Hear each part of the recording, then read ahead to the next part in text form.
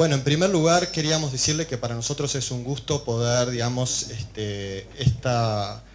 hacer público lo que sería esta primera instancia de una serie de actividades que tenemos previsto desarrollar y que ya venimos planteando desde la Dirección Sectorial de Planificación Educativa, en la cual constituye este espacio, y así lo hemos planteado, y de alguna forma me gustaría brevemente explicitar a partir del encuadre, como un encuentro colectivo de docentes para pensar entre todos los desafíos que tenemos planteados desde el punto de vista de las políticas educativas.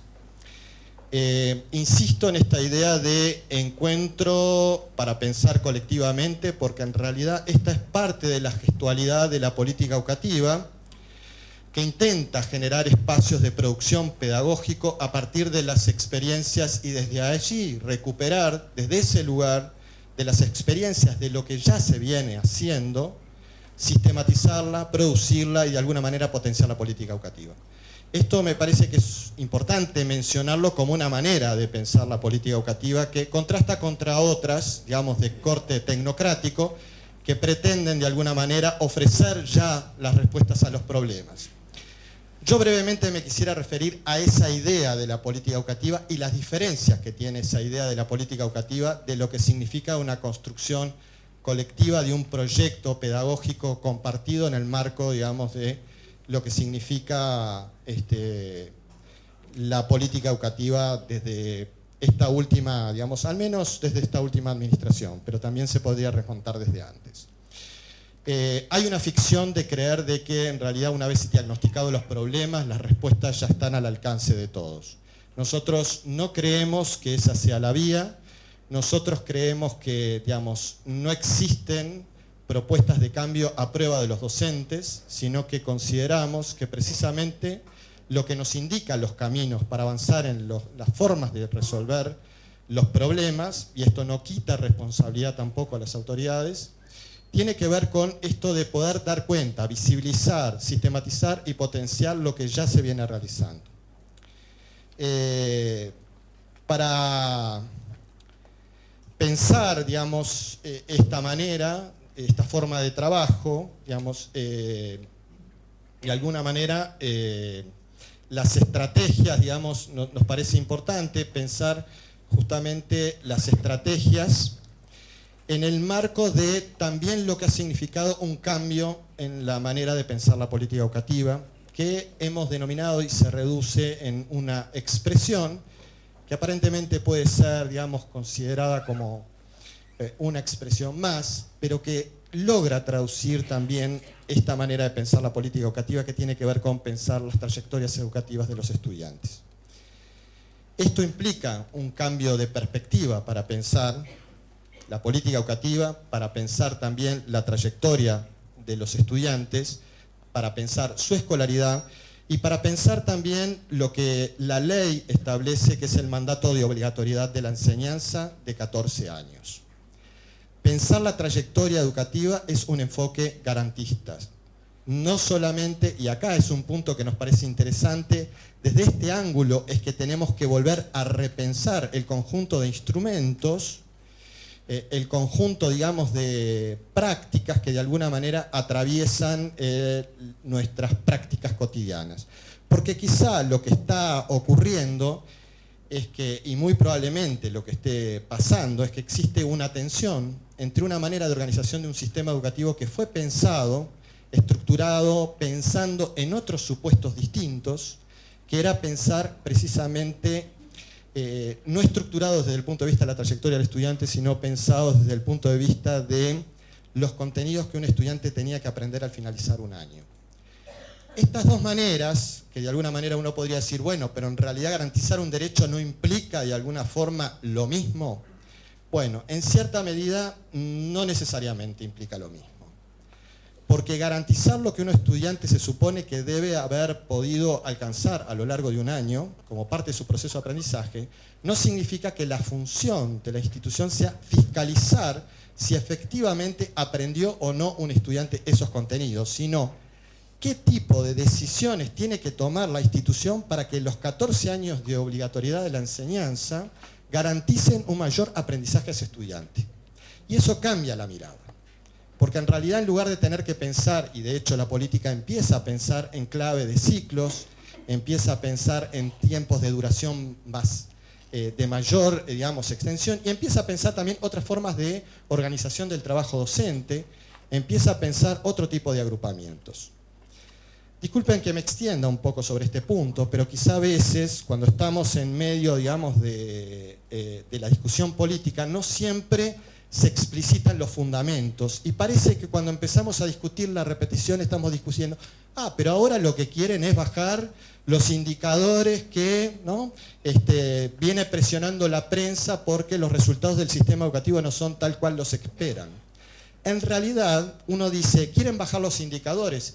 Y sí, pero ¿por qué queremos bajar los indicadores? No porque sea esto un objetivo en sí mismo, sino porque lo que nos empezamos a dar cuenta es que comparativamente, cuando nosotros estamos midiendo cómo nos va en términos de aprendizaje, tomando dos pruebas que ni siquiera yo en este caso voy a poner en discusión, digamos, si estoy de acuerdo o no, pero que en general, digamos, la opinión pública tiende a aceptarla, como son PISA y TERCE, lo que nos damos cuenta es que en términos de aprendizaje nosotros estamos en los primeros lugares de América Latina. Y sin embargo, nos pasa, paradójicamente, y esto es lo que no se dice porque solamente se plantea la segunda parte, tenemos un 40% de egreso de los estudiantes de media superior. ¿Cómo se dan estas dos situaciones? Entonces, en general lo que se dice, bueno, el problema que tenemos en educación media es que en realidad, digamos, los estudiantes no alcanzan los aprendizajes suficientes. Ahora, cuando se miden los aprendizajes en términos comparativos, nos damos cuenta que este no es el problema, e incluso tenemos más cantidad de estudiantes hoy, y prácticamente estamos mucho más cerca, digamos, de la universalización hasta los 17 años de los estudiantes en términos de cobertura, pero no de egreso. Entonces, ¿cuál es el problema? Y bueno, ahí tenemos que empezar a pensar cuál es el problema. No es solamente un problema de aprendizaje. Yo diría que este no es el problema principal. ¿Que tenemos que seguir el modelo chileno? Tampoco. ¿Tenemos que copiar el modelo brasilero? De ninguna manera. ¿Tenemos que copiar el modelo peruano? Para nada. Pero sí tenemos que empezar a pensar aquellos obstáculos que están impidiendo, y ahí sí viene la conceptualización, que los estudiantes puedan tener una trayectoria, digamos, que garantice un mayor aprendizaje.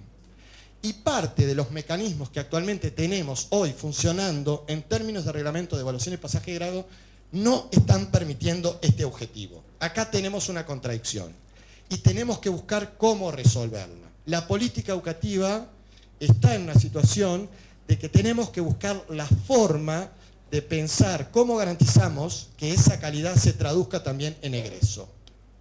Este es el desafío que tenemos por delante. Y nos tenemos que plantear en serio este problema. No simplemente discutir repetición sí o no, porque lo que está en juego es que hasta ahora la manera que hemos pensado cómo transita un estudiante se construyó en base a dos categorías dicotómicas. Esas dos categorías son promoción, repetición. Y lo que tenemos que pensar es que entre esas dos categorías dicotómicas quizá pueda haber muchas variantes posibles, y lo que tenemos que generar son las condiciones para que esas posibilidades intermedias que aparecen entre esa oposición empiecen a emerger, porque ya existen, porque muchos de ustedes ya las están ensayando, pero los mecanismos y los reglamentos de evaluación y pasaje siguen amparados en una perspectiva que de alguna manera nos parece que las prácticas están yendo mucho más lejos. Entonces, vuelvo a este punto, creemos que lo que está, y por eso nos importa estos espacios de discusión colectiva, nosotros lo que queremos es avanzar en un proceso de discusión, sintetizar la discusión que ustedes producen para tener un encuentro en abril del año que viene. Acá tengo que agradecer y aprovecho la oportunidad a UNICEF, que nos ha acompañado en este proceso, de apoyar al equipo técnico, digamos, de la Dirección de Planeamiento Educativo, que tenemos pensado iniciar una serie de actividades con la intención de discutir nuestra experiencia, producir un documento y ponerla en juego comparando con la experiencia internacional. Pero no para que nosotros vayamos a discutir esa experiencia internacional diciendo miren qué mal que estamos en relación a los otros, sino cómo desde lo que venimos haciendo podemos aprender de lo que están haciendo otros. Y esto también es una segunda gestualidad de la política educativa, de poder interpretar lo que nosotros hacemos a partir de nuestra tradición, pero aprendiendo de otros, tratando de desmontar esa oposición que hemos construido entre lo que hacen otros y lo que hacemos nosotros. Lo que hacemos nosotros se puede enriquecer de los otros, pero no desde el punto de vista de una imitación servil, para llamarlo de alguna manera, creyendo que lo que los otros hacen nos va a traer la solución mágica para nuestros problemas. Ni una cosa ni la otra. Somos plenamente responsables que la política educativa debe asumir este desafío, por eso me congratulo, digamos, y en este sentido lo hemos discutido, digamos, con el CODICEN, y CODICEN está dispuesto a impulsar esta línea, digamos, que nos parece que es prioritaria, que en realidad es una segunda parte de esto que ha sido, digamos, el garantizar trayectorias continuas, protegidas y completas. Bien, gracias. Esta idea, de alguna manera, implica algunos desafíos. Consideramos que es uno de ellos y nos parece muy importante y queremos agradecerles que estén con nosotros y que nos acompañen en este proceso. Así que, buenos días y muchas gracias.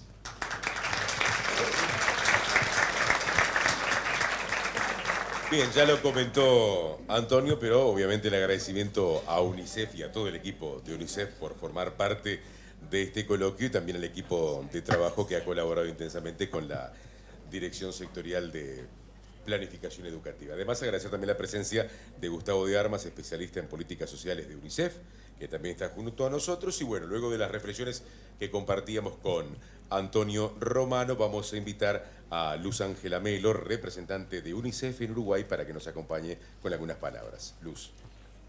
Muchísimas gracias, queridos colegas de la mesa, directora, director, profesor Wilson Neto, señores y señoras, profesores, directores, inspectores, inspectoras. Es para UNICEF un gran gusto y un honor estar acompañándolos a ustedes en estos esfuerzos para discutir asuntos sobre educación y sobre repetición. Los invito a leer, mientras tú hablabas, yo estaba pensando en el comentario general sobre educación que hizo el Comité de Derechos Económicos, Sociales y Culturales hace unos años, y es un comentario general que a pesar de los años sigue muy vigente. Y este comentario general, los comentarios generales son recomendaciones que establecen los comités con unos mínimos estándares que tienen que cumplir los estados para asegurar el derecho a la educación. Y este comité habla de 4 estándares mínimos, que son, en el caso del derecho a la educación, accesibilidad, disponibilidad, calidad y adaptabilidad. Y me quiero detener un poquito en ese último elemento, inspirada porque tú hablaste de TERCE y de las pruebas PISA. Hace algunos años, un análisis basado, entre otras, no en la prueba TERCE, sino en la prueba CERCE, en la de unos años atrás.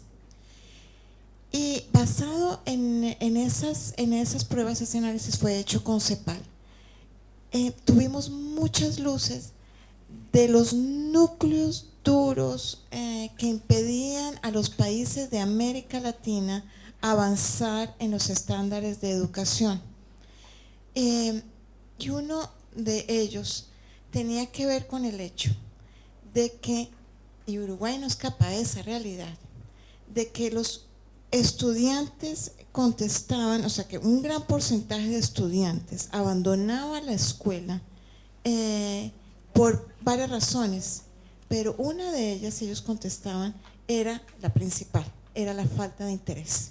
Es decir, que los currículos o el sistema educativo o el sistema en general no respondía a los intereses de los estudiantes. Y esto era en todos los países de América Latina. Y creo que Uruguay no escapa a eso. El análisis refinado iba mucho más allá y quiero compartirlo con ustedes porque de pronto les interesa. ¿Por qué los estudiantes hombres eran mejor en matemáticas y las mujeres eran mejor en lectura? Y creo que Uruguay no escapa a esa realidad. Pues las conclusiones, y creo que tiene que ver con estas discusiones, eran las siguientes, y les voy a contar el análisis de CEPAL y UNICEF de la región. Una de las razones era que los docentes o el sistema educativo en general, cuando los niños eran pequeños, le ponían mayor atención en matemáticas a los niños hombres, por varias razones. Una, porque sentían, y esto era respuesta de los profesores en esta encuesta a nivel regional, que los niños hombres eran más dotados para las matemáticas que las niñas. Uno, pero segundo, cuando la pregunta iba hacia los niños, no, y a ver qué pasaba en los niños y en las niñas, y esta respuesta, les aseguro, a mí me cambió la vida, a mí. Los niños decían que ellos se sentían que eran mejores en matemáticas. El hecho de sentirse mejores en matemáticas, es decir, la autopercepción, influía en el trayecto educativo de niños y niñas. Y les digo, cuando yo vi ese resultado, a mí me cambió la vida personalmente, porque me di cuenta que la autopercepción es un elemento fundamental en el éxito, en las trayectorias de vida, en el éxito educativo, pero también en el éxito en general de las personas. Traigo a colación esto pensando, me lo inspiraron tus muy importantes, interesantes palabras, porque creo que en general en América Latina mucho de la autopercepción de los niños y las niñas y el impacto que tiene el sistema educativo y los docentes en esa autopercepción y en cómo perciben también los docentes y las docentes a los niños, puede tener un impacto final en sus carreras. Me salí del discurso que había preparado, pero quería compartir esto con ustedes. Creo que muy, muy importante. Y esto también tiene que ver con los nuevos objetivos de desarrollo sostenible y la Agenda 2030, porque ahí hubo un cambio de paradigma en el sentido de que ya los estados no se van a medir, escogieron ellos mismos en sus discusiones que no se van a medir en términos de números, en términos cuantitativos, y en especial en educación la discusión va hacia la calidad. Y la calidad en nuestros países es muy importante. Ya los números en términos de cobertura, lo decías tú, han alcanzado cifras importantes, pero creo que la calidad y las discusiones que se puedan hacer fuera de la caja son muy importantes para que la cobertura pueda ser universal, porque si la cobertura no es universal y el hecho de que no haya tantos estudiantes que se gradúen de secundaria como quisiéramos, tiene que ver con calidad.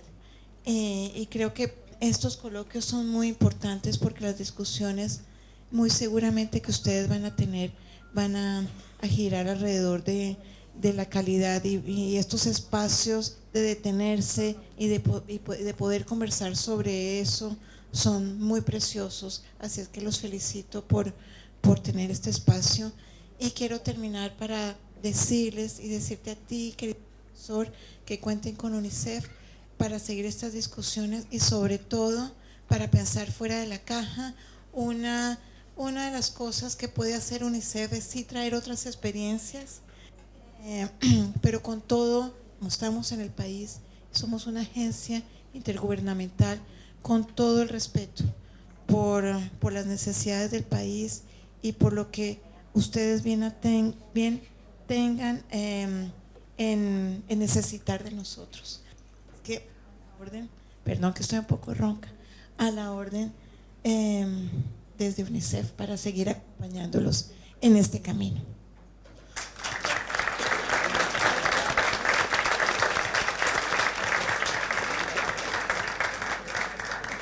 Bueno, vamos a invitar al presidente de Codicen, el profesor Wilson Neto, para ya culminar esta primera parte de este coloquio nacional que estamos celebrando. Wilson. Bien, gracias. No sé si esto está funcionando. ¿Sí? A verlo, muchachos. Parece que sí. Sí, perfecto. Bien, buenos días. Claramente es un placer estar en esta mesa con instituciones y con compañeros que de alguna manera hace largo tiempo que vienen acompañando el proceso de apoyo, digamos, a la educación y a la mejora de la educación. Cuando hace algún tiempo atrás expresábamos públicamente que los docentes somos constructores de política, nos referíamos a que la única manera que creíamos de transformación real del sistema era con un involucramiento desde un lugar diferente al que tal vez se había posicionado el rol del docente como profesional de la educación, pero también como un agente de cambio, como un agente de transformación. Y lo seguimos sosteniendo y creo que de acá en más, en definitiva, creo que esto no tiene marcha atrás, creo que es algo que ingresó en la agenda de la sociedad, el hecho de que los docentes no somos meros dadores de clase, que recibimos pautas y entonces operamos automáticamente frente a ellas, sino que las demandas que el sistema tiene, la sociedad tiene hacia nosotros, es tomar un rol diferente en nuestras profesiones, inclusive en nuestra actitud, desde el punto de vista humano, digamos, comprometido, ¿sí?, con la realidad que todos los días hay que abordar. Y de ese lugar, tal vez, muy rápidamente, tomando también las palabras de Luz y estas 4 categorías que de alguna manera nos orientan a ver cómo vamos en términos generales, la disponibilidad, la accesibilidad, ustedes son conscientes y son parte de estos cambios en el sentido de las transformaciones que están ocurriendo en el país, con todos los deberes que tenemos por delante, no hay ninguna duda. Pero podemos decir hoy que a marzo del 2021, si todo está proyectado, no hay excusa de que falte una banca o que falte una hora para poder conformar un grupo y atender a un joven en este país en todo el tramo educativo medio. Eso lo podemos decir ahora, no lo podíamos decir hace 10 años atrás y tampoco hace 5. Y hoy podemos decirlo hasta 4º año de media y algo en algunos lugares en lo que tiene que ver con los 2 últimos años de educación media superior. Pero la infraestructura planificada y el crecimiento en grupos correlativo a ello nos va a dar esa tranquilidad. Ese es un paso, punto, clic, superado. ¿Qué queda por delante? Como queda en primaria, va a quedar en media el seguir avanzando en otras modalidades, ampliación del tiempo escolar, de repente movimientos poblacionales, tal vez también el hecho de ver que ciertos modelos de centros más pequeños hay que seguir avanzando en ellos, pero eso no quiere decir que no existan las bancas suficientes y el espacio docente para poder atender a todos. Desde el punto de vista material, las propuestas educativas claramente también son relevantes en que estén disponibles en la mayor, de alguna manera, en los mayores territorios posibles del país.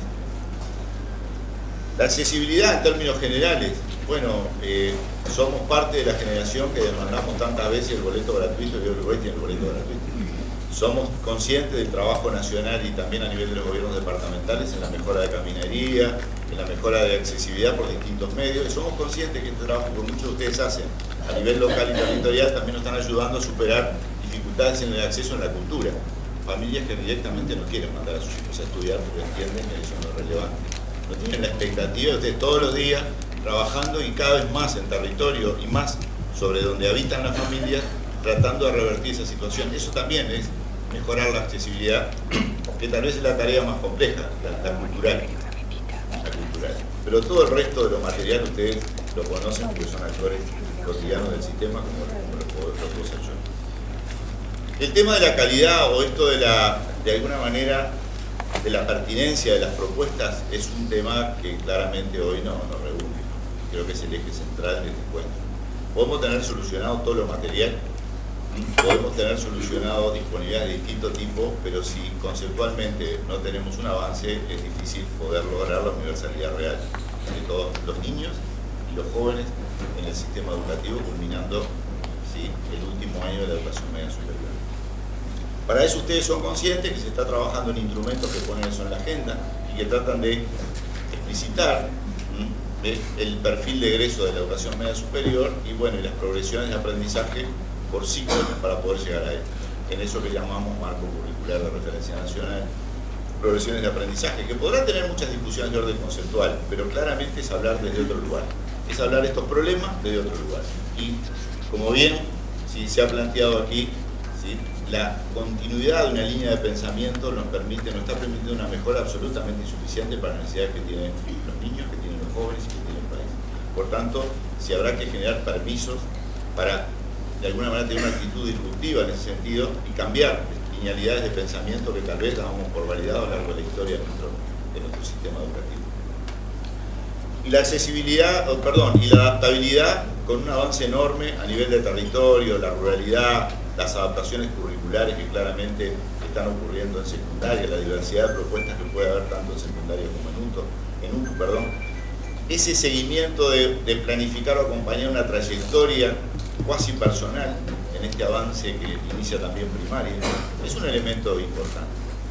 Ahora yo me voy a referir concretamente al tema de la repetición en este sentido. Voy a simplemente plantear en forma absolutamente grosera una operación, una cuenta, y es una multiplicación, simplemente que vincula el tiempo, vamos a pensar el tiempo de permanencia de los niños o los jóvenes en el sistema, por la calidad, digamos, por qué es lo que ocurre con ellos y cómo se organiza ese trabajo, bajo qué metodologías y concepciones está ese tiempo disponible en ese lugar para su desarrollo. Bien. Y eso seguramente nos da un elemento que entre calidad en el trabajo, si lo podemos denominar así, calidad en términos de aprendizaje y tiempo de permanencia, bueno, eso claramente son dos factores que nos darán un resultado, seguramente ese resultado esperable. Ahora, hay una cuenta que la dominamos todos, ¿no? De la aritmética básica, que si yo multiplico un número muy alto por 0, me da 0. O sea que en definitiva, si los niños y los jóvenes no están en el sistema, no hay posibilidad de discutir, no hay operación posible, más que esa a realizar. Por tanto, decir que la educación es para todos es también asumir que todos tienen que estar en el sistema educativo, que todos tienen que tener tiempo de permanencia en el sistema, para poder intervenir sobre eso y en función de la dosis de calidad con la cual esos niños y esos jóvenes se encuentren, será mayor el resultado de este producto. Pero si no están, ese resultado es 0. No hay nada que discutir.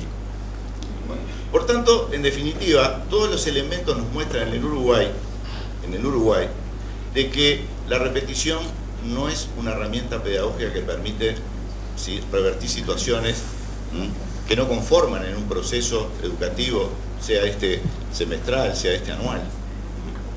Por tanto, lo digo con respeto, lo digo con profundo respeto, seguir pensando en la repetición como una herramienta pedagógica en el Uruguay, bueno, seguramente no debe ser tal vez la salida de los problemas que sostenemos. Por tanto, ¿de qué otra manera se puede pensar la repetición si no es desde el punto de vista pedagógico? Y se puede pensar desde el punto de vista ideológico, se puede pensar desde el punto de vista político, se puede pensar que hay un instrumento que operó en un modelo de sociedad y que se trasladó a un modelo de educación que permitía obtener una serie, lo voy a decir con todas las letras, una serie de filtros donde la calidad se medía como una categoría de orden individual y no como una categoría de orden colectivo. El problema es que eso nos ha pegado tan fuerte, que casi estamos deconstruyendo la idea de que si un niño en un año no logra el objetivo que tiene un plan de estudio, se terminó el tiempo para él. Porque no se termina en ese año seguramente, se termina algunos años después. Pero lo que tenemos como una predicción clara es que en un momento antes de terminar el ciclo, ese periodo de permanencia se termina. Por lo tanto, el resultado va a ser lo que se haya logrado construir en términos de metodología, de abordaje, de calidad educativa, por 0 no va a seguir dando 0. Por tanto, creo que este es el problema que tenemos que discutir como país y que tenemos que discutir conceptualmente como educadores. A ver, ¿cómo visualizo una sociedad donde un porcentaje importante de la población, el único lugar planificado e intencional de carácter universal que el país tiene, que es la educación, le dijo que ese espacio institucional no es para él? Por supuesto, estará fuera del sistema, pero va a seguir creciendo y va a seguir aprendiendo en otros entornos. Seguramente no planificados, seguramente no intencionales, pero va a seguir aprendiendo. Pero va a construir esa subjetividad que bien Luz hacía referencia, esa expectativa de sí mismo, con una negativa hacia la institucionalidad. Porque aquella, la única, la que era para todos, le mostró y le certificó además que él no tenía condiciones para estar en ese ámbito. Por tanto, directamente después, ¿cómo le vamos a pedir que tenga respeto a otras instituciones? Cuando sea adulto, ¿cómo le vamos a pedir que participe activamente? Que su escala de valores y su propuesta colectiva sea la que aquellos que sí han recibido educación pretenden que tenga la sociedad en su conjunto. ¿Podemos hacerlo? Es justo hacerlo.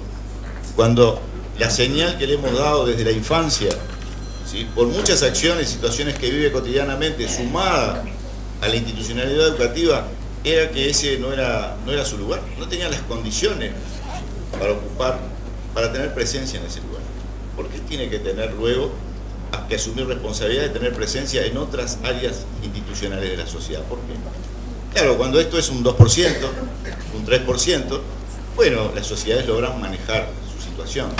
Ahora, cuando esto supera los 2 dígitos, y en el Uruguay vaya si lo supera, es un problema social. Ya no es un problema pedagógico, es un problema de qué modelo de sociedad queremos construir.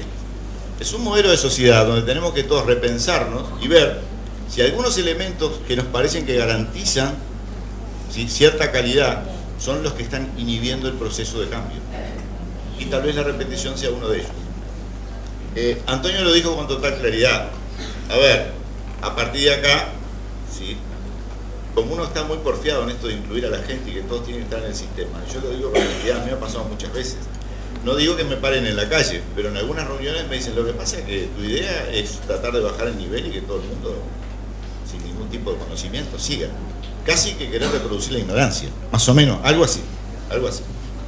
Y en realidad, atrás de eso, creo que cada uno de nosotros tiene que reflexionar, ¿sí?, con su profesión, no hay ninguna duda, ¿sí?, con su construcción, digamos, con su personalidad, ¿sí?, en qué modelo quiere participar.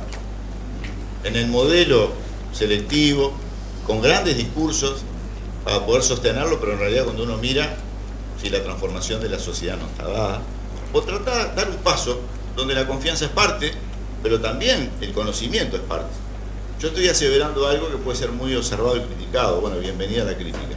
En el Uruguay, la repetición, no hay ningún elemento que demuestra que es una herramienta de carácter pedagógico. No lo es. Entonces tengo que pensar que lamentablemente es un tema del sistema y de la sociedad cultural, que si es cultural y es validado se convierte en político, y por tanto tengo que analizar el problema desde la dimensión política. ¿Qué aporta la repetición? El abandono, eso es seguro. ¿Aporta en calidad educativa? Yo creo que no. Yo creo que no. ¿Todas las personas tienen que aprender lo mismo en el mismo tiempo? Creo que no. ¿Todas las personas tienen que aprender todo lo mismo en un mismo ciclo? Yo creo que no. La sociedad como tal, como colectivo, tiene que mejorar su calidad para poder proyectarse a desafíos nuevos. Pero como colectivo.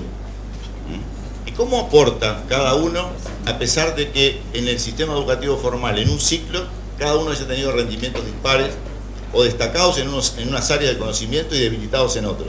¿Cómo opera ese colectivo y se siente parte y se acompaña en un proceso más largo y cada uno desde su lugar aporta a la contribución de esa calidad, entendiéndola como una categoría colectiva? ¿Qué sociedad tendríamos? ¿Bajo qué condiciones viviríamos?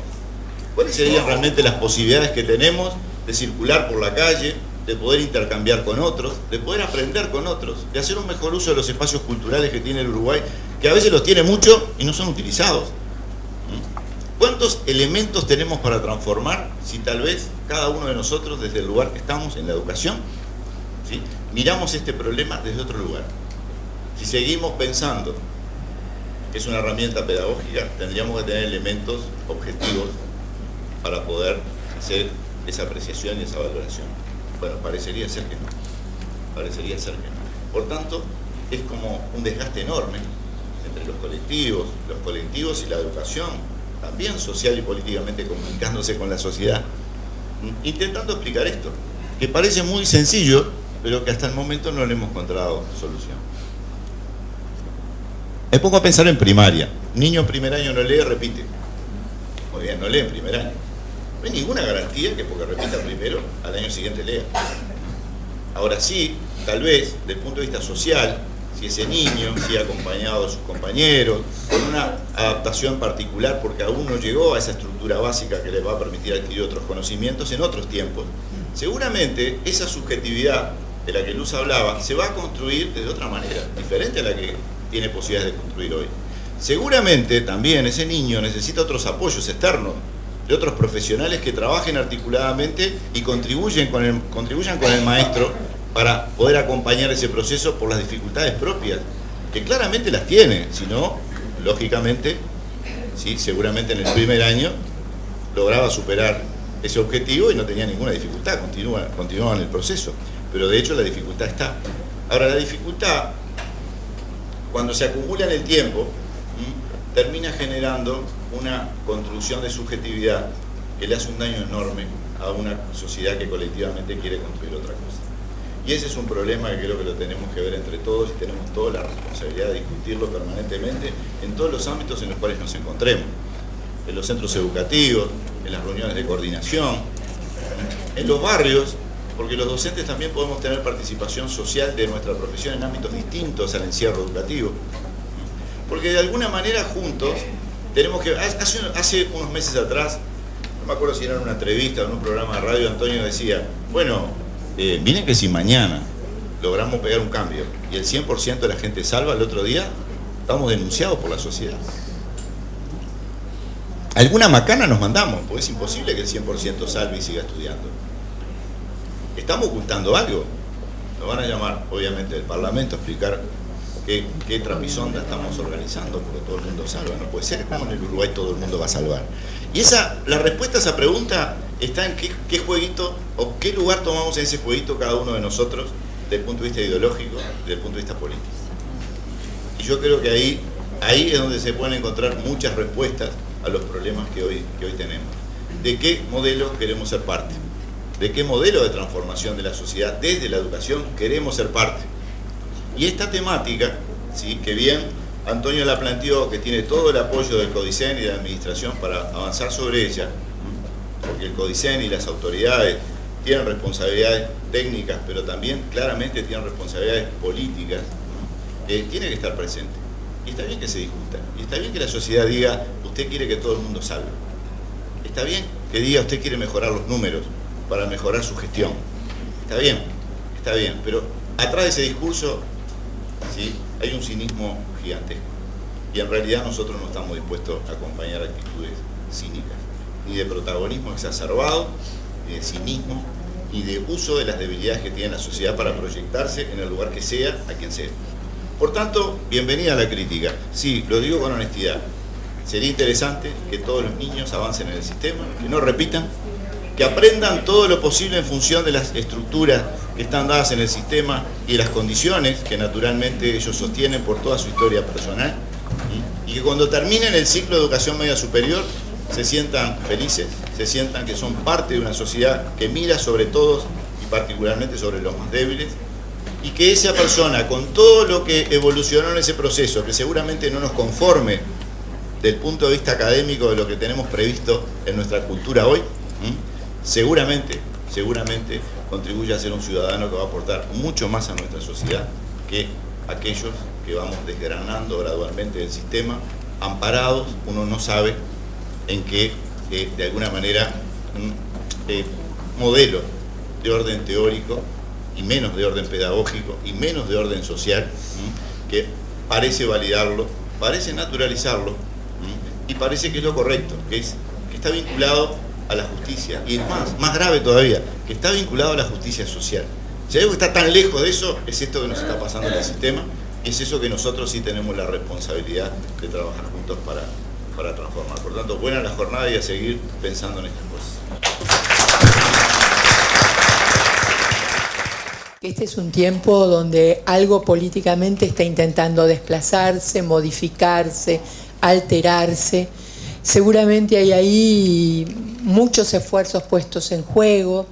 Y por otro lado, todos los que están acá, los que estaban en la mesa, pero sobre todo ustedes, tienen un conocimiento de la realidad uruguaya del que yo carezco. Sería totalmente impertinente de mi parte hablar en relación al Uruguay, porque aunque venga a menudo, aunque nos conozcamos, aunque yo los lea, los estudie, los siga, converse con ustedes, es cierto que hay un componente que da el trabajar en un contexto de acción específico, esa empiria de cada contexto donde ustedes se desempeñan, esa experiencia de cada escuela, cada realidad, cada nivel, cada rol, que yo no puedo reemplazar. Así que ustedes saben que yo hablo enfáticamente.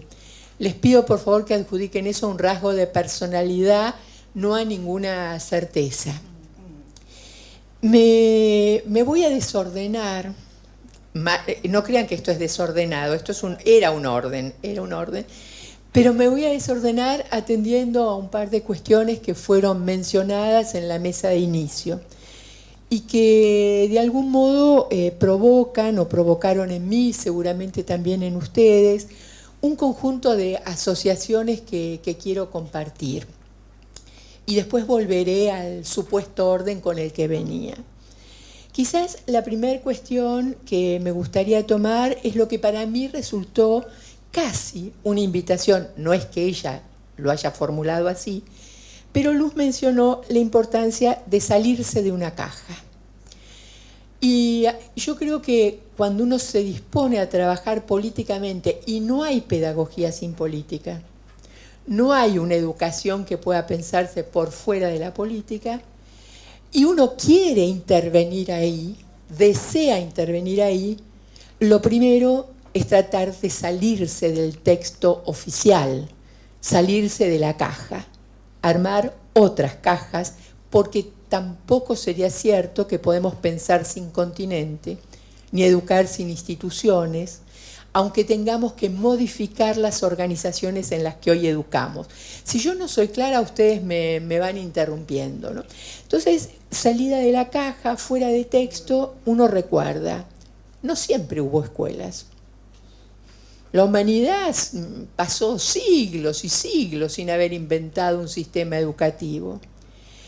Que nosotros en la actualidad, y en nombre del derecho a la educación, hayamos no solamente impuesto la obligatoriedad, sino haberla expandido, no justifica o no nos exime del hecho de que habrá que argumentar por qué tendría que seguir habiendo escuelas.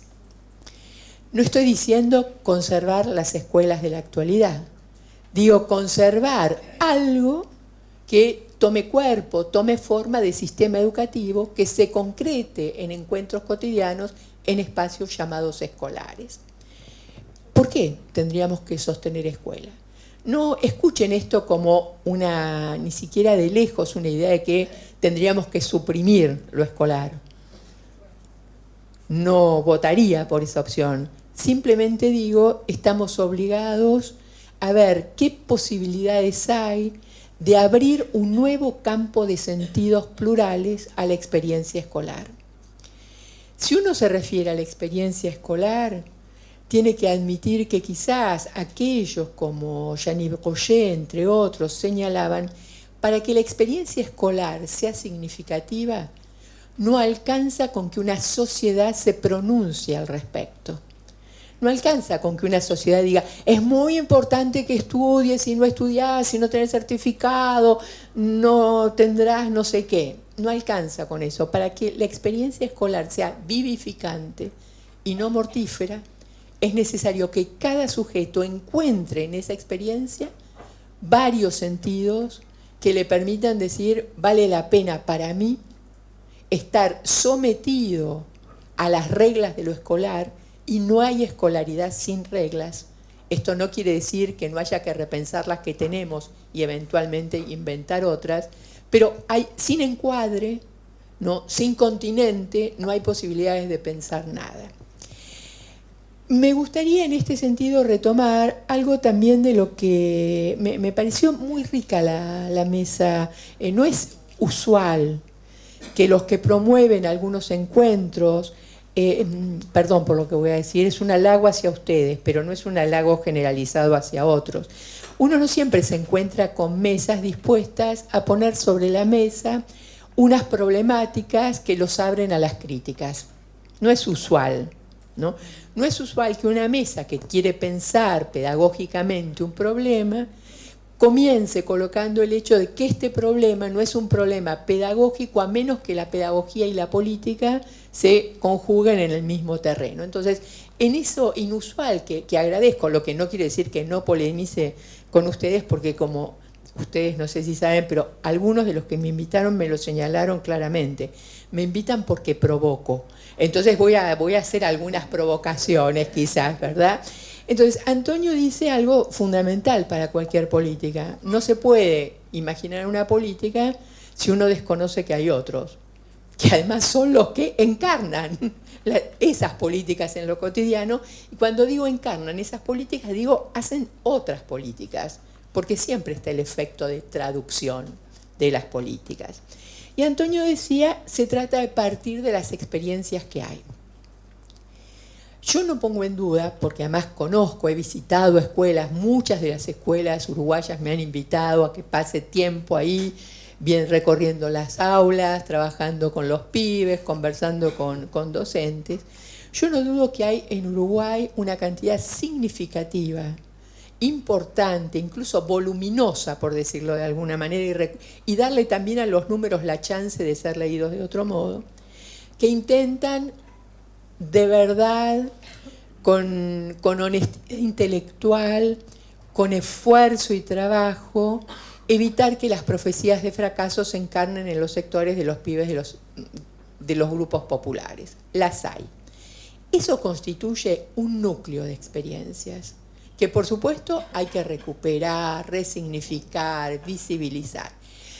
Pero sería hipócrita yo, y Neto dice que mejor no, porque acá los cínicos y los hipócritas no son bienvenidos, no reconocer que hay casi el 60% de los estudiantes de este país que algo le acontece cuando llega a la escuela por la cual se va de la escuela. Es decir, eso también forma parte de una experiencia existente. Entonces la cuestión es que el debate es un debate entre experiencias que apuntan a cuestiones contradictorias, opuestas, conflictivas, y que para poder avanzar hay tanto que visibilizar unas como visibilizar otras. Visibilizar unas y visibilizar otras implica quizás, digamos, desarticular coartadas, ¿no? ¿Por qué digo coartadas?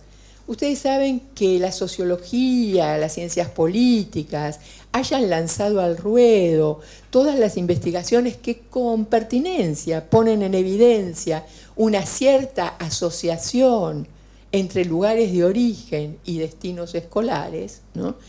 No significa que esto se pueda volver, como a veces se vuelve, una coartada. Coartada que se encarna en el prejuicio. Ya sé de dónde vienen, ya sé lo que no tuvieron, ya sé las familias de las que carecen, ya sé los déficits con que llegan, ya sé las faltas con las que se aproximan, y en consecuencia eso que cierta investigación visibilizó se transforma en una coartada. Tampoco sería cuestión, desde mi perspectiva, podemos discutirla, que el hecho de que una política intente plantearse otros horizontes adentro o fuera de la caja, eso todavía está por verse, y eso es quizás el núcleo duro de la cuestión. ¿Cuánto nos vamos a meter con la caja en todos nuestros países? No significa que esto se vuelva una coartada que tiene el mismo efecto, renunciar a enseñar. Quiero decir, si alguien dice, bueno, ahora no importa que pasen o no pasen, ¿no?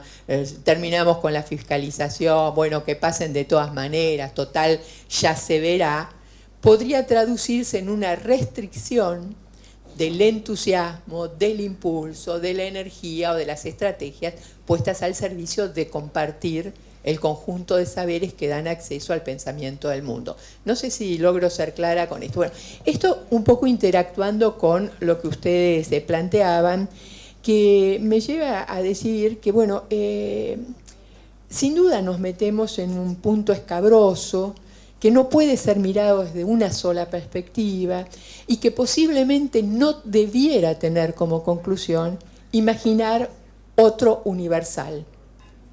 Quiero decir, si hasta ahora el todo a todos implicaba unos universales, Ahora decir, bueno, a ver, lo que sea, lo que puedan, como puedan, cuando puedan, y entonces también esto es universal. Creo que habrá que hacer un trabajo de distinguir qué de lo común se vuelve irrenunciable y qué de lo singular se vuelve atendible y considerable. Y eso es un esfuerzo de pensamiento y es un esfuerzo de combate, no contra la opinión pública, que también va a discutir, no importa lo que hagamos, sino contra nosotros mismos, con nuestras representaciones, con nuestras historias, con nuestras trayectorias, con nuestras posiciones políticas, con nuestra manera de significar la educación y de significar lo escolar. Aquí también hay un deslizamiento, no lo vamos a trabajar ahora, pero yo los invito a hacerlo, porque la repetición es escolar, pero a veces se desliza, ¿no?, la palabra educación. Entonces, la educación y lo escolar tienen puntos de contacto, pero no coinciden en su totalidad. Una cosa es la educación y otra cosa es la forma en que en un tiempo del mundo la educación obtuvo una caja y dicta curso. ¿Se entiende? Son dos cuestiones distintas. Entonces, también hay que ver cómo sostenemos el trabajo de esa diferenciación, de esa distinción. Bueno, esto era un eco a la mesa. Ahora trataré de empezar desde otra perspectiva. Y quizás, y me lo había notado, quizás yo empiece muchas veces en esto que me gustaría provoque un intercambio. Quizás esto de empezar muchas veces, de otra vez, empezar de nuevo, volver a empezar, sea algo que no solamente tenga que ver con mi modo de construir algo, que es proponer fragmentos, sino también quizás esté marcado por el mismo tema de repita. Otra vez, por favor. ¿Sí? Intente de nuevo. Vuelva a comenzar. Una vez más. Quiero decir que estos intentos que voy a hacer tal vez sean efecto de que esté tomada por la cuestión de la repetición y preocupada por intentar sostener una distinción entre lo que de Mouzin llama repetición de lo idéntico y repetición de lo mismo. Repetición de lo idéntico es aquello que acontece cuando lo que se reitera no tiene ningún matiz, no tuvo ninguna elaboración, se catapulta y es de nuevo tal cual, punto a punto. La repetición de lo mismo implica admitir que hay un matiz, una diferencia que se puede ir ampliando en cada repetición, que va dando cuenta de que algo se tramita, de que algo se elabora, de que algo se modifique. Entonces yo creo que estas dos figuras de la repetición, va a haber muchas a lo largo de esta mañana, son algo que también me habita. Cuando voy a empezar digo repetición, una palabra. Y toda palabra, dicen los que estudian el lenguaje, cumple la función de una puerta. Una palabra es algo que abre a un universo de significaciones y de representaciones. Vamos a volver sobre esto en un rato. Repitencia, repetición, un analizador. La repitencia opera como algo que nos permitiría, si lo trabajamos, que se vuelva visible un conjunto de cuestiones que exceden a lo que entendemos que la repetición concierne. ¿Se entiende? Es decir, el problema ya no es si el pibe hace 3 veces primer grado, cuarto, primer año o quinto, sino qué pasa con el funcionamiento del sistema educativo. Es decir, es un analizador de un modo de construir la cotidianeidad en la totalidad del sistema educativo, donde abundan unas, lo voy a decir así, ausencias de solidaridad intrasistémica.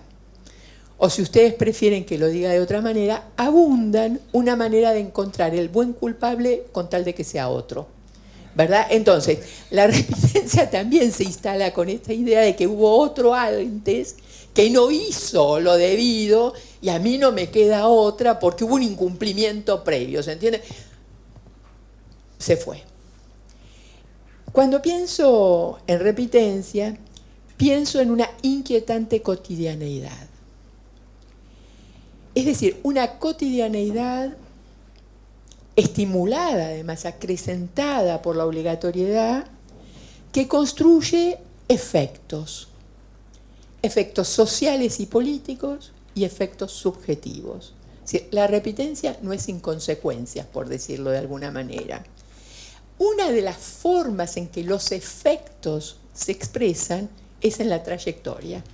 Ustedes ven que yo estoy cambiando el lugar de la trayectoria. Estoy diciendo, la trayectoria va a ser un efecto. No es el punto de partida, es el efecto. Yo podré esta o aquella trayectoria en función de los efectos que operen sobre lo que estoy trabajando. En todo caso, es porque es una palabra, que es una puerta. Y les voy a leer una pequeña frase de Christophe Bailly, que trabaja sobre el lenguaje. Dice, en rigor, uno puede imaginar una casa sin ventanas, pero no una casa sin puertas. En el muro en el cual ella deja un pasaje, la puerta es la idea, y la idea contiene siempre en ella la libertad de abrir, de pasar, de atravesar. Por eso no hay nada más oprimente que una puerta obstinadamente cerrada. Y eso es una prisión. Una puerta obstinadamente cerrada, y eso es una prisión. Para algunos autores, como Vincent, por ejemplo, ya desde principios de los 2000, él anunciaba, nosotros estamos presos, somos prisioneros del formato escolar. Nos encontramos con una puerta obstinadamente cerrada. Hacia adentro acomodamos, es como si decoráramos de otro modo, corremos unas paredes, hacemos aulas en los pasillos, inventamos otras estrategias, pero la puerta permanece cerrada. Cuando hablamos de la importancia de las puertas, hay un pedagogo que yo les invito a frecuentar, murió, era un provocador. Y él decía siempre que todos lo reconocían como educador, de hecho ejercía de educador, y él decía, yo no sé por qué dicen de mí que yo soy un educador, después de todo yo no creo tanto en la educación, ¿no? Se llamaba Fernand de Ligny. Y Fernand de Ligny hace en su profusa obra, una que se llama El creer y el temer, un raconto de su propia relación con las puertas. Les leo un cachito. Cuando me llevaron al jardín maternal, yo veo todavía esa puerta verde de la escuela maternal de ese barrio. Era necesario que yo entrase. Y seguro que entré. Pero algo mío se quedó afuera. Algo mío se quedó afuera. No entré totalmente. No vamos ahora a detenernos mucho más en esto, pero los invito a pensar metafóricamente, y metafóricamente es una manera de pensar, quizás el pensar no pueda prescindir de la metáfora, pensar las puertas en el sistema educativo.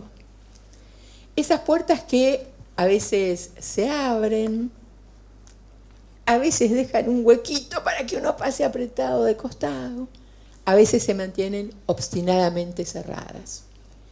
Pero los invito también a hacer el trabajo metafórico de colocar carteles en esas puertas como los que uno encuentra en la vida cotidiana. Reservado a, golpee antes de entrar, no ingrese si no es llamado, exclusivo para, solo para, ¿no? Y por supuesto esas puertas que dicen prohibido pasar, ¿no? Los invito a imaginar el sistema educativo y sus instituciones haciendo el juego metafórico de imaginar qué carteles hay, es decir, de describir los carteles implícitos. No sé si logro ser clara, ¿no? ¿A dónde no se deja pasar? ¿Qué queda fuera? ¿Y cómo juega la expresión puerta? Uno dice, la puerta. Uno no sabe si alguien podría decir, che, abrí la puerta, están golpeando, ¿no?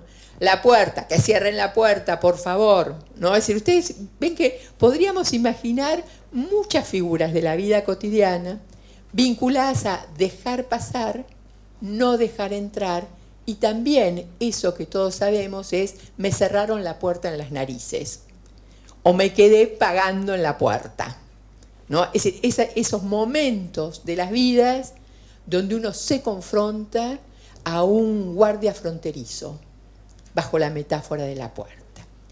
Entonces tenemos esta cuestión, una palabra que es una puerta, y una puerta que hay que analizar, que hay que poder decidir cómo la queremos. Cuando decimos una puerta y señalamos todas las posibilidades, y creo que este es el ejercicio más difícil, es decir, no reducir la mirada a una sola perspectiva y aceptar el conflicto en cada afirmación, ¿no? Es decir, que me parece que es algo que la mesa anterior dejó claramente expuesto. Cada posición alberga al menos una tensión, seguramente una contradicción, el no todo, y quizás el no para todos del mismo modo, que es algo que tiene que ver con la repetición.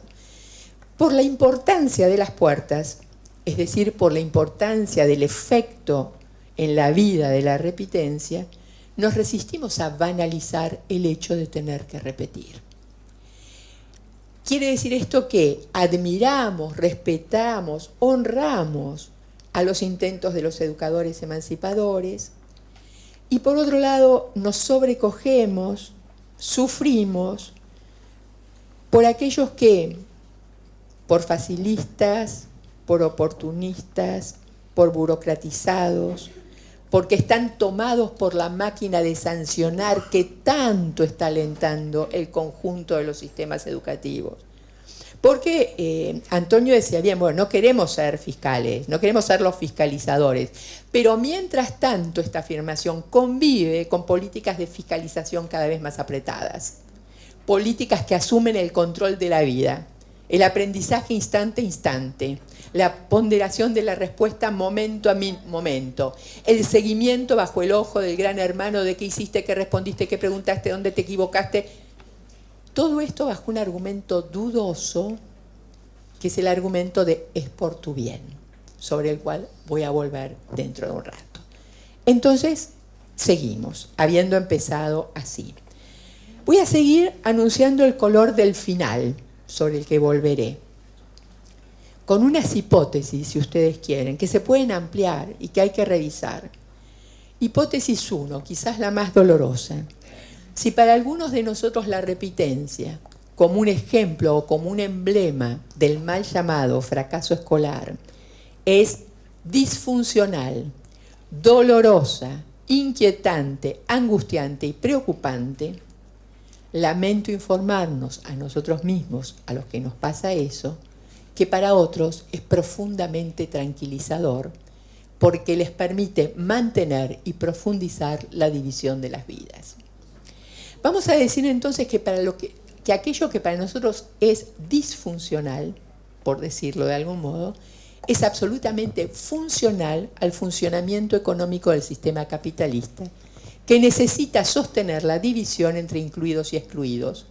Y la escuela se ha vuelto en parte funcional a esa orden.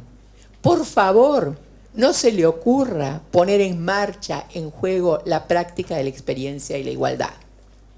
Sostenga la diferencia y sobre la diferencia constituya un argumento de la desigualdad. No sé si logro ser clara. Quiero decir con esto que lo que a nosotros nos duele, lo que pensamos que habría que reconsiderar, a muchos les resulta como un anillo al dedo que les cae justo. El sistema educativo escolar va a encontrar un argumento en betón, en cemento armado, para no dar lugar a sectores cada vez más importantes de la sociedad. Contra lo que nosotros, es decir, lo que vamos a discutir entonces no es solamente si hay que sostener o no las prácticas de la repitencia. Lo que nos va a cuestionar es si vamos a sostener las prácticas de la división de la vida funcionales a un sistema económico que necesita vidas divididas, y vidas divididas de modo tal que buena parte de ellas sean vidas mutiladas, vidas dañadas, vidas con derechos formales, pero nunca con ejercicio de derecho real. La otra cuestión que queremos poner a consideración es el hecho, y lo voy a decir después, pero lo anticipo también, he leído los documentos preparatorios para este encuentro. También debo decir que son excepcionales. Rara vez uno encuentra unos argumentos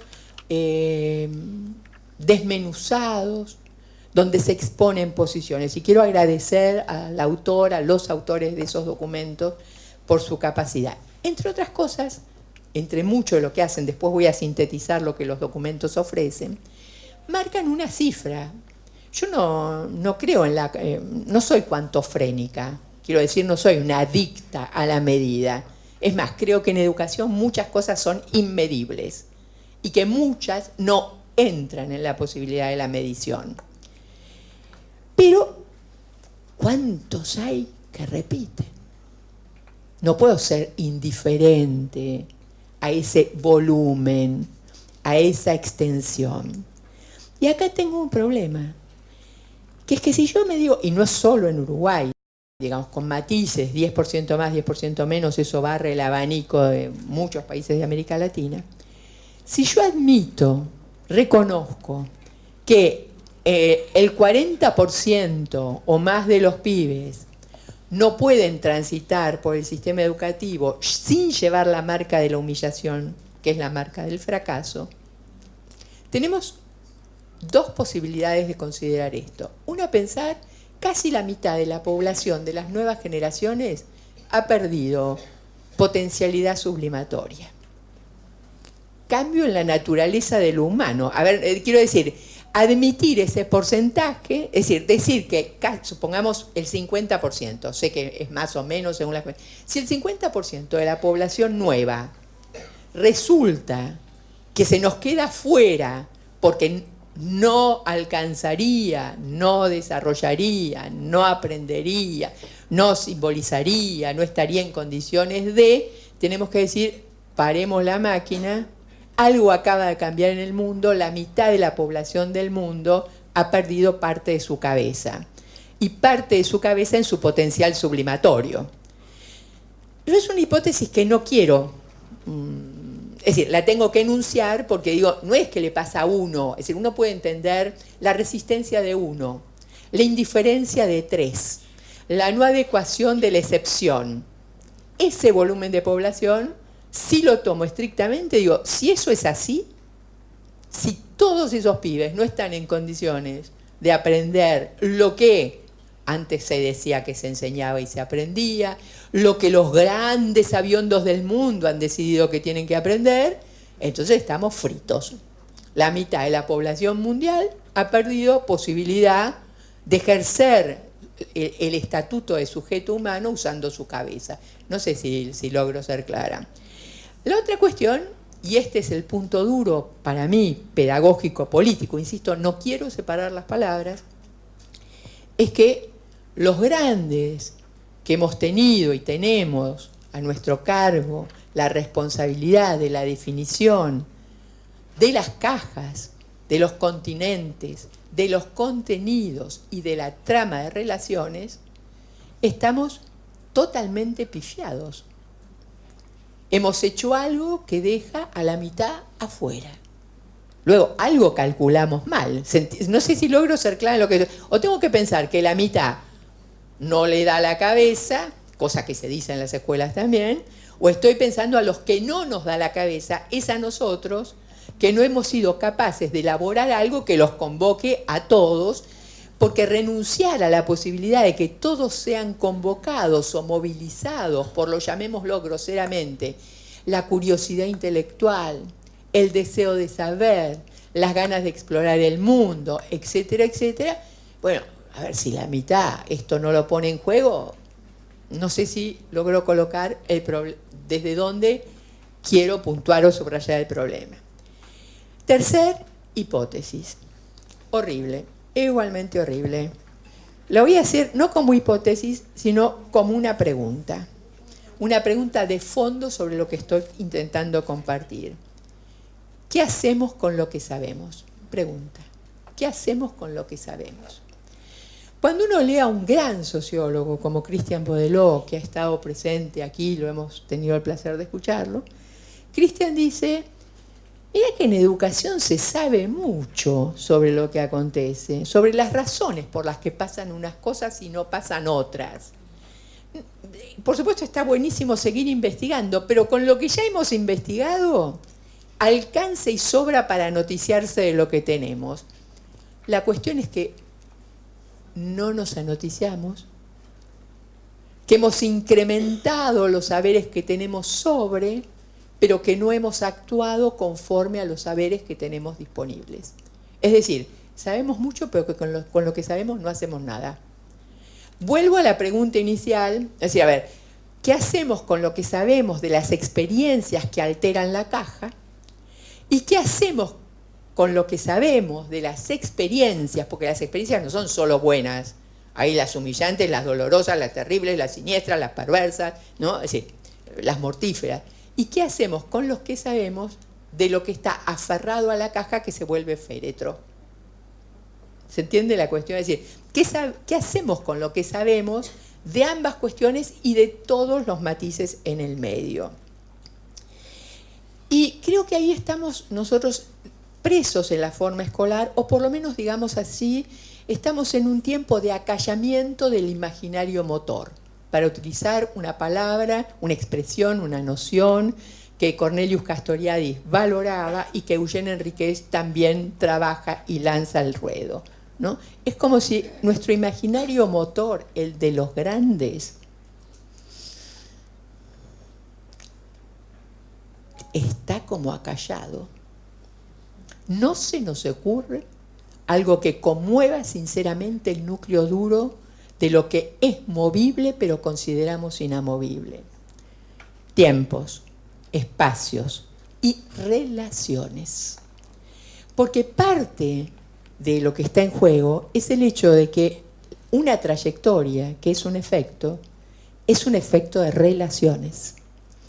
Es un efecto que encarna un sujeto singular, pero que expresa el modo de que un manojo relativamente importante de relaciones le marcó la vida. Es decir, no hay ninguna trayectoria que pueda decirse es la trayectoria de fulano. Es el efecto que sobre fulano, una trama de relaciones en las que participaron menganos, sultanos, perenganos, etcétera, construyeron en el otro esa posición. Digo para no pensar tampoco que las trayectorias son de otros, ¿no? O que se construyen en singular. Las trayectorias es lo que hacemos con los otros y lo que hacemos con nosotros. Si tengo estas hipótesis, vuelvo para atrás, voy a volver luego, otro comienzo. Quiero agradecer la oportunidad de esta invitación a poner en común, a propósito de preocupaciones que nos habitan a todos. Quiero explicitar una posición, es la posición desde la cual tomo la palabra. Yo trabajo en y con las escuelas, ahí donde termina el asfalto la mayor parte de las veces. Trabajo en mi país en los territorios donde las escuelas estallan, y aquí es sin metáfora. Quiero decir, donde la ausencia, es decir, donde la presencia del Estado bajo la forma del desentendimiento hace que una escuela y los que estén ahí puedan volar despedazados por el aire. En consecuencia, digamos, no ignoro situaciones de sufrimiento, de dolor, de frustración, que son los efectos políticos y subjetivos del hecho de intentar una experiencia escolar en todos sus matices. Me importa de la experiencia escolar la marca que queda. Quizás para mí la pregunta de una relación pedagógica o de una institución educativa es cuál es la seña que el otro va a aportar después de nuestro encuentro. Es decir, qué efecto, qué marca, qué huella queda en el otro después de que hayamos compartido un tiempo de cotidianeidad. Como ustedes ven, yo entiendo que la educación concierne y afecta a las vidas, las del sujeto singular y las del sujeto colectivo. Que lo que acontece en las biografías escolares, y a veces me gusta más la expresión biografías escolares que trayectorias escolares, no porque el aporte del concepto de trayectorias es infinito, pero lo que estoy constatando es que se nos instaló también una imagen dudosa, que es que se trataría de considerar otras trayectorias sin que en el fondo alteremos la trayectoria normativa que tenemos internalizada en la cabeza, ¿se entiende? Entonces, vamos a hacer unos vericuetos, vamos a encontrar unas estrategias, vamos a encontrar más tiempo, vamos a dar otros sopayos, con el objetivo de que el otro se acerque a la trayectoria esperada para todos. Y eso es una trampa. Es decir, si abrimos al concepto de trayectorias, hay que abrir al plural. Y hay que borrar la flecha, como dice Débora Cantor, ¿no?, que señala que en el fondo mantenemos la idea de una normalidad, de una normatividad, de un estudiante, alumno, lo suficientemente bueno.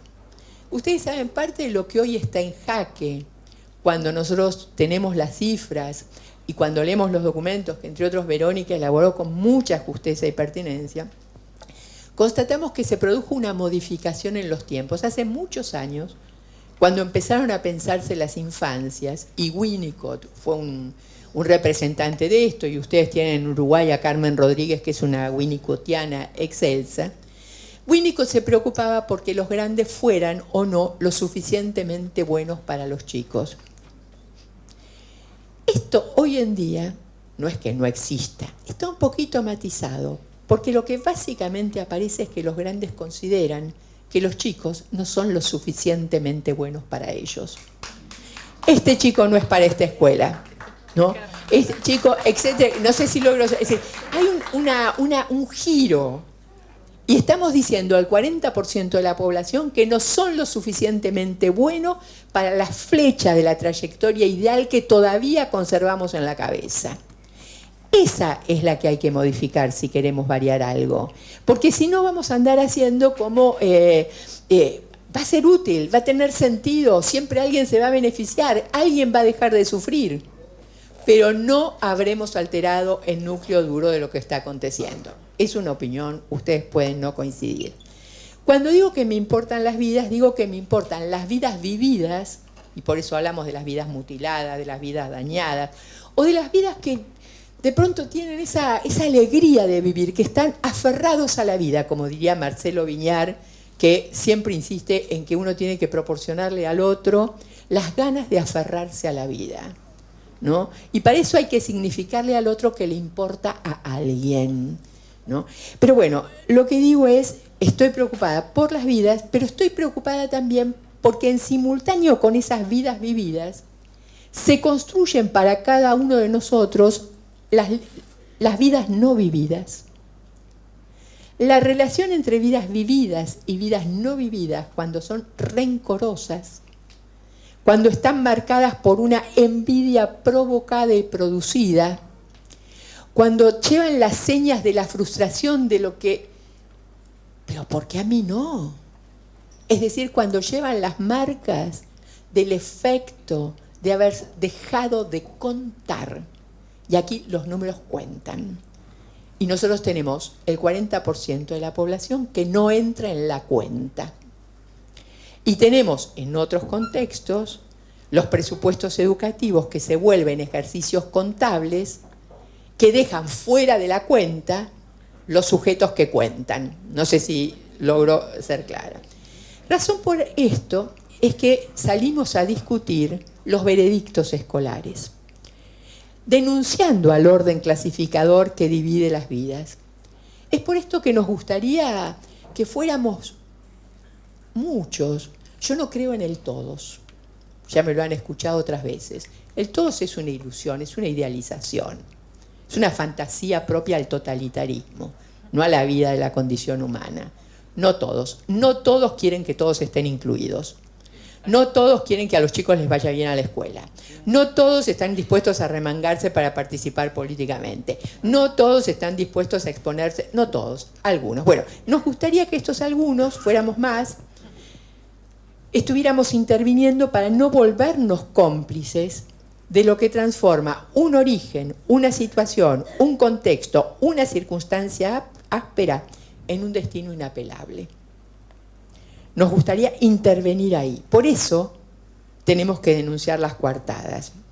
La coartada de nació ahí, creció allá, comió budín, o se atiborró de hidratos de carbono porque solo tenía pan.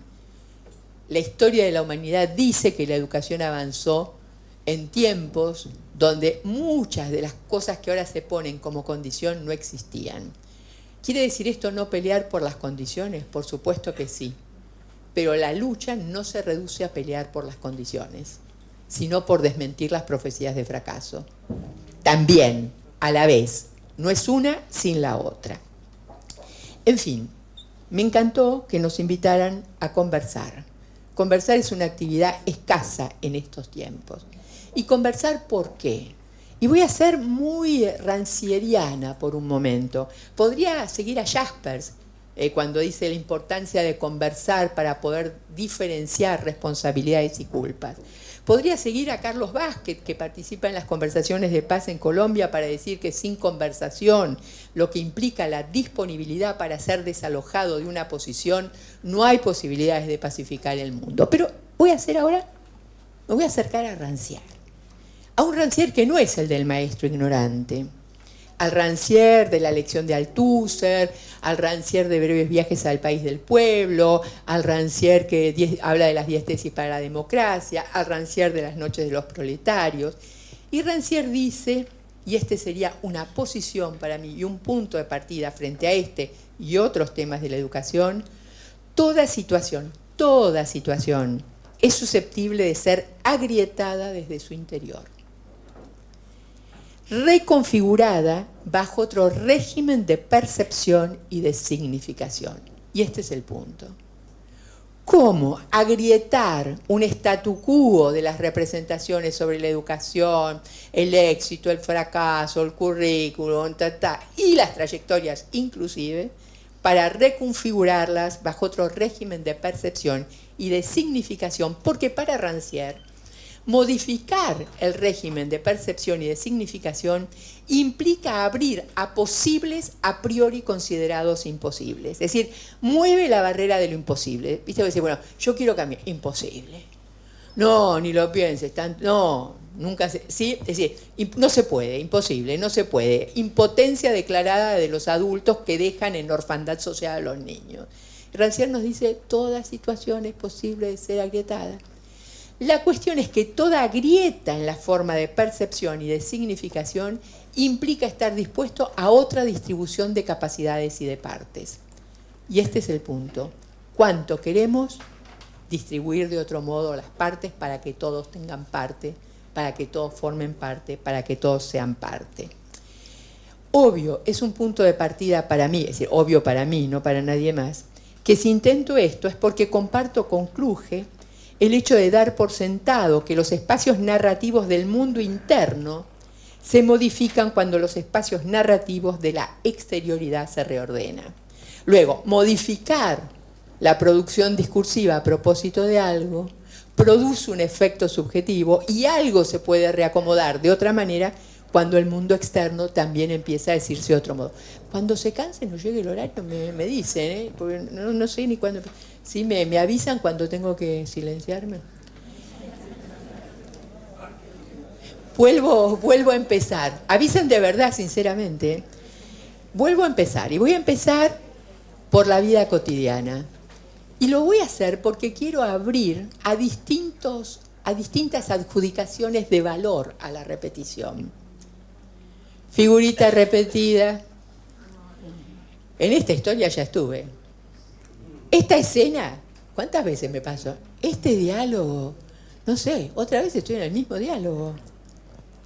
Un registro sería ese, una reiteración que preocupa y aburre. Repetilo, por favor, quisiera de verdad entenderte. Volvelo a decir. Una invitación a algo que me permitiría alcanzar un sentido. Repetilo y vas a ver. Amenaza frente a lo que se reitera e insiste. Desafío y provocación. ¿Cuántas veces te lo tengo que repetir? Insistencia, ¿no?, ante la sospecha de incomprensión reiterada.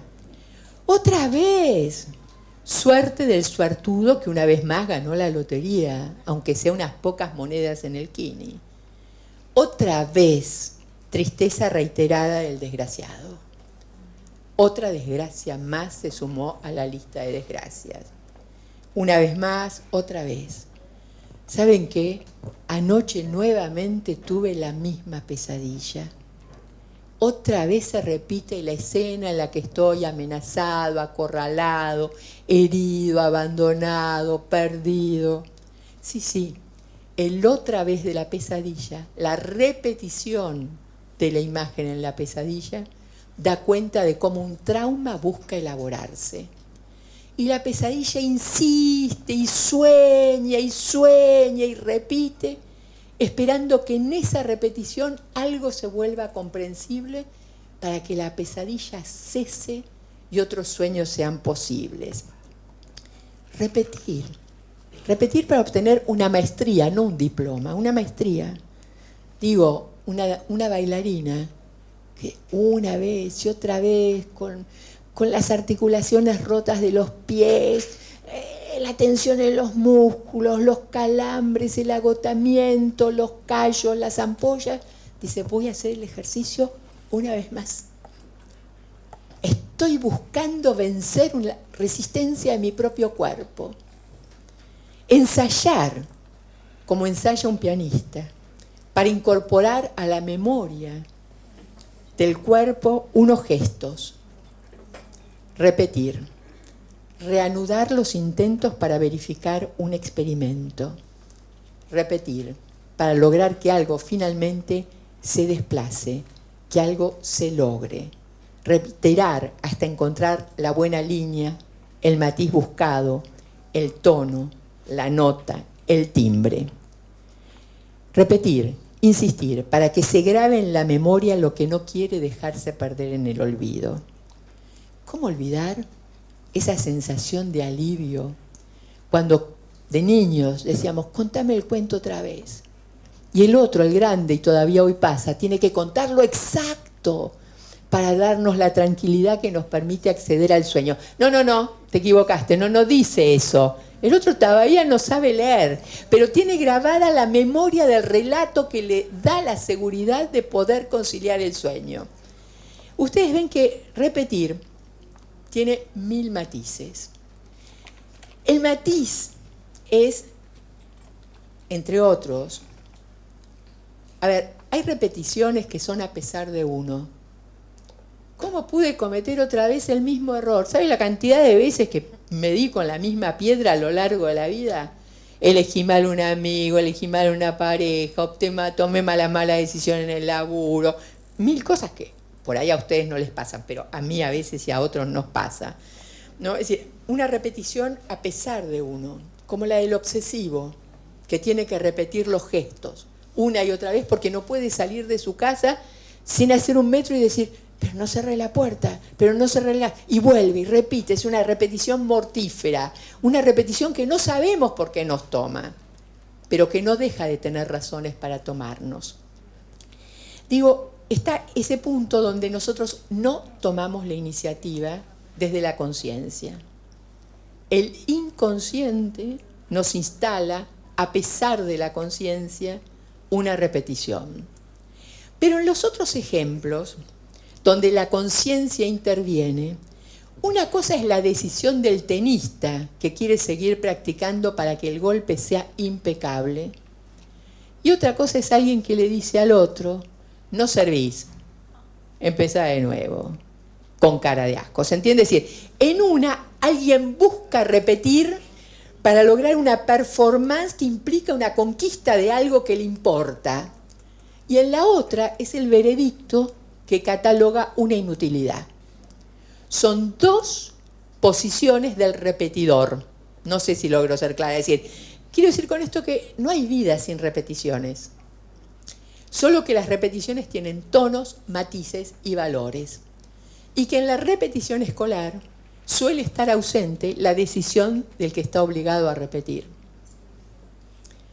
No lo hace porque quiere mejorarse, convencido que pasar por lo idéntico finalmente le permitiría superar el obstáculo. No, está condenado a repetir, está obligado a repetir, no tiene chance de no repetir. Y ustedes ven la cuestión de la posición del sujeto, cambia totalmente la historia. Una cosa es buscar alcanzar algo deseado y otra cosa es hacerse cargo de la nulidad o sentirse el lugar donde se comete un castigo. ¿Sabes por qué? Y te lo dicen los pibes. No me va muy bien en la escuela porque, ¿sabes por qué me ponen mala nota? No me porto siempre bien. Entonces, la nota sobre la matemática corresponde a mi conducta, no a mi saber sobre la matemática, acerca del cual no sabemos nada. No sé si logro ser clara. Los pibes se apiolan cuando el aplazo, que es parte del camino de la repetición, es de verdad un castigo a haber sido molesto.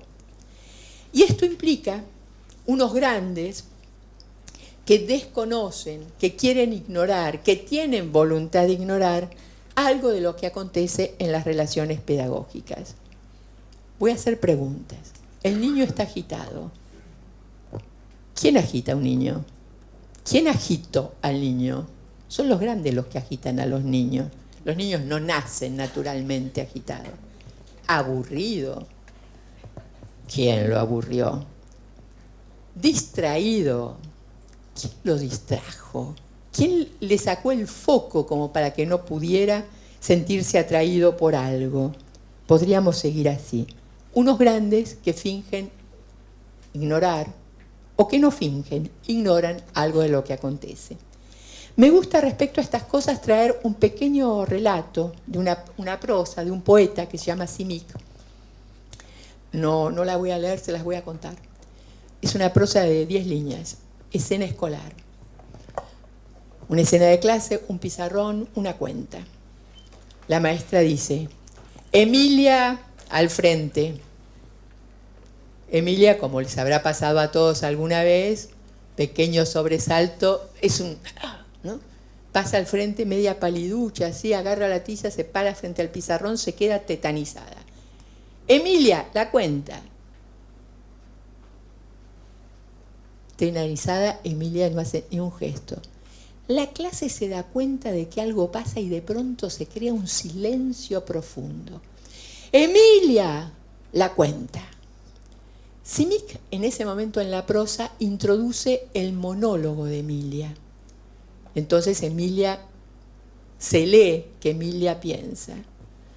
¿Cuántos signos de más? ¿Cuántos signos de multiplicar? Parecen cruces en un cementerio y la maestra me está pidiendo que hurgue entre las tumbas.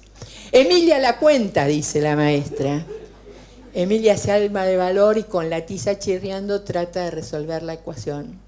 Luego se sienta. Esta escena, que es una escena de ficción, y con esto quiero decir, es una escena que acontece en las aulas, quiero decir, implica las preguntas que no nos hacemos acerca de aquello que puede estar en juego cuando alguien tiene una momentánea inhibición para aprender algo. No sé si logro ser claro. No, si la maestra en lugar de decir no sabe matemáticas, no aprendió la cuenta, no estudió la tabla, no pudo resolver el algoritmo, hubiera dicho, ¿qué fantasma quizás se le atravesó a Emilia que la deja tetanizada? La intervención de la maestra hubiera sido otra, que no sería decirle, Emilia, te atravesó un fantasma, digamos que sería una intervención ridícula, ¿no? Sería simplemente abrir el hecho de que hay algo ahí que necesita otra tramitación. No sé si logro ser clara. Signos y valores de la repetición. Quiero volver a empezar y empezar a terminar. Había pensado destacar las cualidades de los documentos que me hicieran llegar. Y me gustaría dejar constancia, antes de abrir la presentación, decía en el orden que ya alteré, de algunos subrayados. La clave de derechos, desde la cual se quiere pensar. El hecho que se hable de resignificar las trayectorias educativas, abrir el matiz de lo escolar, resignificar. Es una resignificación, como lo decíamos al principio, que no alcanza con que sea una resignificación social. Tiene que producirse una resignificación subjetiva, singular, para que la experiencia escolar se vuelva tentadora, deseable, habitable. Hay que fortalecer el diálogo a propósito de la naturaleza política de la repetición, dice el documento. Lo que me parece muy importante, porque es la naturaleza política de la repetición lo que nos lleva a sostener la intención de desnaturalizar la repetición, poner en evidencia su naturaleza política. La intención de analizar qué se pone en juego en la herramienta, en el instrumento denominado repetición, y restituir la mirada sobre lo pedagógico. Ustedes saben, lo pedagógico, así como la pedagogía, hace ya tiempo que no goza de muy buena prensa. No, ha sido un poquito invitada también a quedarse del otro lado de la puerta. Miles de razones, algunas ofertas, una especie de didactización a ultranza que abandona el porqué que solo la pedagogía da, en fin. La mención a los migrantes. El documento menciona migrantes. Y por supuesto que cuando un niño pasa a la puerta de la escuela, migra. Pasa de un orden de reglas a otro orden de reglas, de un orden cultural a otro, y a veces migra hasta de clase social. Esas migraciones, digamos que nosotros entendemos que son deseables, que se salga de la endogamia de lo familiar, que se abra la exogamia del mundo. No siempre se transitan con facilidad.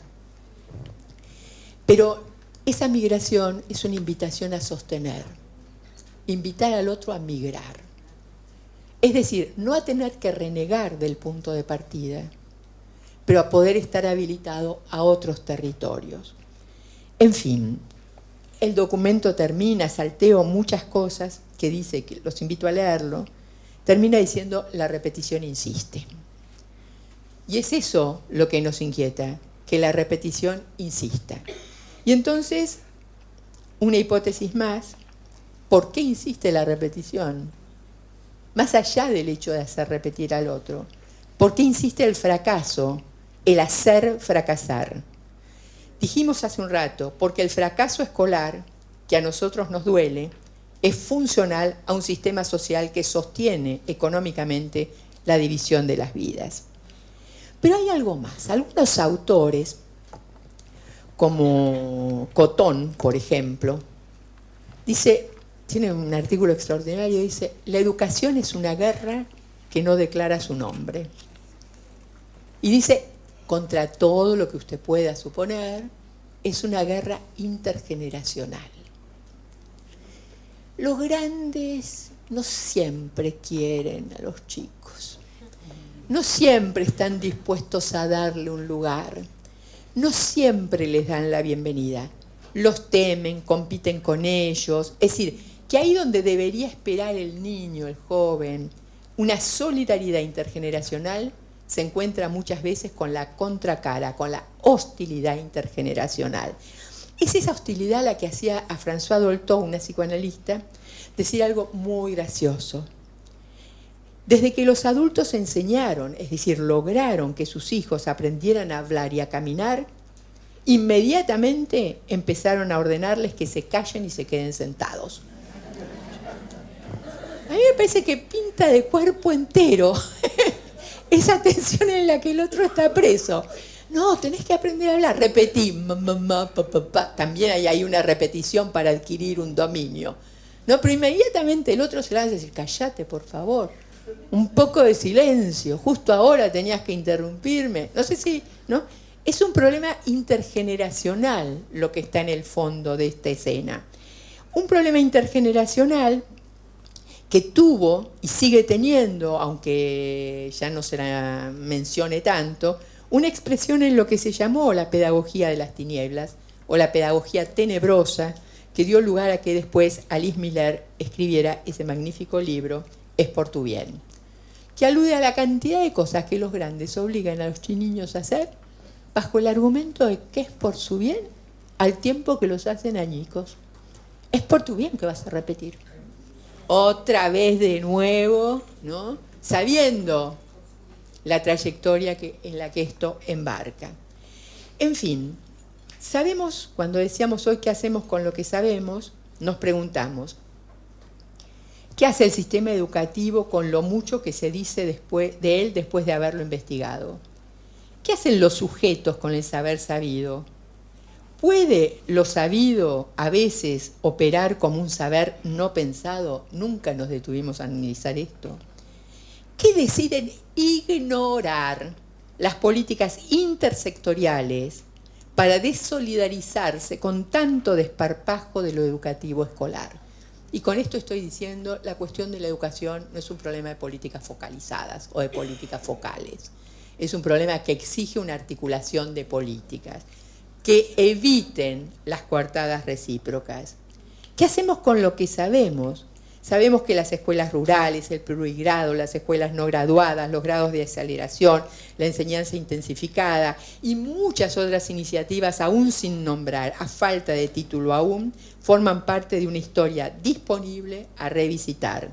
Sabemos desde Eichhorn en adelante que podemos intervenir en el ambiente institucional para crear ambientes institucionales calculados para que no sean mortíferos. ¿Qué hacemos? ¿Sabemos qué? ¿Qué hacemos con lo que sabemos? ¿Qué sabemos? Sabemos que está quedando casi intacto el formato escolar, que está quedando casi intacto el recorrido ideal prescripto para el 100% de la población, que sabemos también que está quedando casi intacto el hecho de que no se esté reconsiderando la textura de las relaciones pedagógicas. Sabemos que está quedando casi sin indagación los modos cada vez más totalizantes de las modalidades evaluativas con pretensión de reinado e imperio. En fin, sabemos que en el mundo, en estos tiempos, avanza un modo tenebroso del control de las vidas bajo el signo que denunciábamos recién, es por tu bien. Sabemos que está casi sin cuestionar la vigencia hegemónica de lo que Laval, entre otros, muchos otros, denuncian como el resurgimiento redoblado, repotentizado de una escuela capitalista que está sometida al mercado laboral, privatizada y puesta al servicio de responder a unas demandas más que a sostener una oferta. En fin, esto a veces sabemos. Y sabemos también, como dice Bachelard en La intuición del instante, que para cualquier sujeto, y quizás esto en especial para las nuevas generaciones, el duelo más cruel es la conciencia del porvenir traicionado. Me voy a detener aquí. Muchas gracias.